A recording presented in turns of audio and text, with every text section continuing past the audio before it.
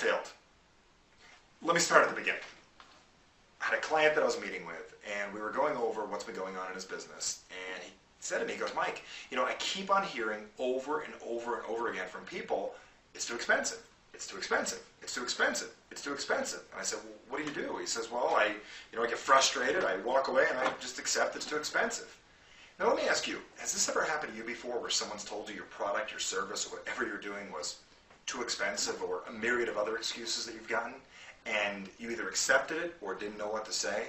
Well, after today, I'm going to share with you a very simple technique that you can use right away, and I made some handy little flashcards to remind you how to do a 5-step process that is so simple, how to really diffuse anybody's excuse that they give you and really get to the point at hand, what's really going on, why they're saying what they're saying. Because a lot of times people just give you a blunt thing like it's too expensive or whatever it is, or I can't afford it. But let's focus on it's too expensive for right now. So here's the technique and why I said I failed, because I failed to share this with you earlier, and it's really my fault. So let me make sure I get this to you now. The first thing is, anytime someone says to you anything like it's too expensive, there's typically more to it than that. And if you just accept that, you're missing the real opportunity to connect or really market your product to another person. So when someone says it's too expensive, the first thing you have to do is opposite whatever they'd expect, because they're going to expect you to argue with them. Like, what do you mean it's too expensive? You know how it goes. The first thing you really want to do is step 1, which I call neutralize. See, it says neutralize. Neutralize the response, which means, take the power away from it. So when someone says that's too expensive, the most powerful thing you can ever say is, okay. Let me show you again. Okay. And when you say that, it's not that you're agreeing with them, but in their mind it seems like you're agreeing with them, and you're giving a little validity to their reason. The second thing you do after you neutralize it, I'll give you this, is you confirm what's really, really going on. For instance, when somebody says, that's too expensive, you might want to say, well, is that your only concern with our product? And right there you're finding out what the real major concern is. Because they might say, no, there's 4 other things bothering me. Because wouldn't you like to know in advance if it's not just one thing, if it's 4, 5, 10 reasons? Now you're finding out what it really is. And typically when someone says it's too expensive, you say, okay, and then immediately say, well, is that the only challenge with our product or purchasing this? And they say, well, yeah, that's the only thing bothering me.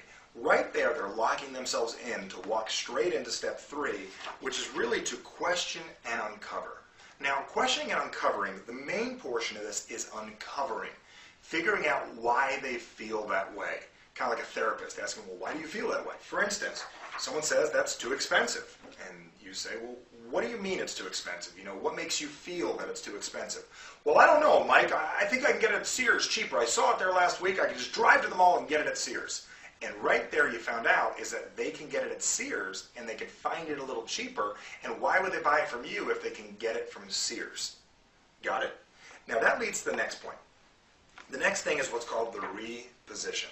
Now what reposition means is now that we know that the real response is not the one you thought it was earlier. It's not that it's too expensive, it's that they can buy it at Sears. The reposition is one of the coolest techniques you can ever use. And here's where I use, wow, I guess I failed. Now, saying I guess I failed is something they never typically hear. No one wants to admit that they failed, and no one wants to hear you failed. And if they do, they're going to be taken back and you're going to break their pattern a little. So right here at step 4, when they said it's too expensive and they can get it at Sears, you say, wow, I guess I failed. I guess I failed to show you all the value that you get with this product and the additional value you get getting it through me.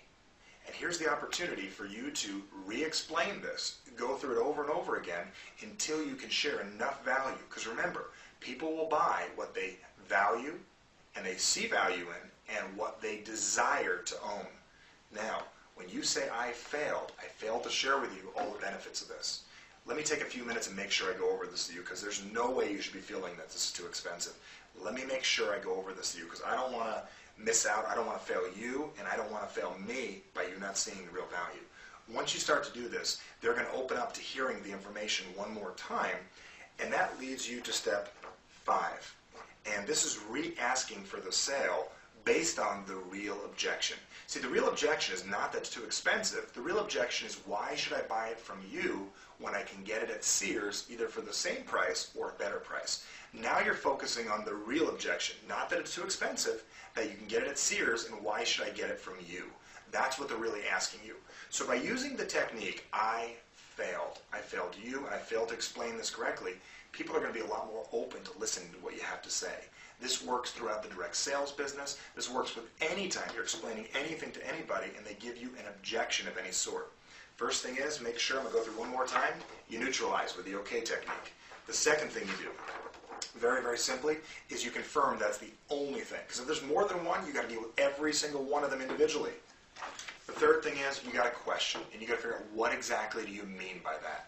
The fourth is reposition, and my favorite reposition technique is, I failed. I failed to explain to you all the value. Let me take the time to do that so I can go over with you in detail. I failed. And the last thing is, you got to re-ask for the sale over and over again. Continue to ask the conversation over and over again. Continue the conversation over and over again until you can overcome that response that you got. Really the secondary one, which is more important. Maybe a third or fourth along the way, but make sure to follow this procedure. So I'm glad I didn't fail you.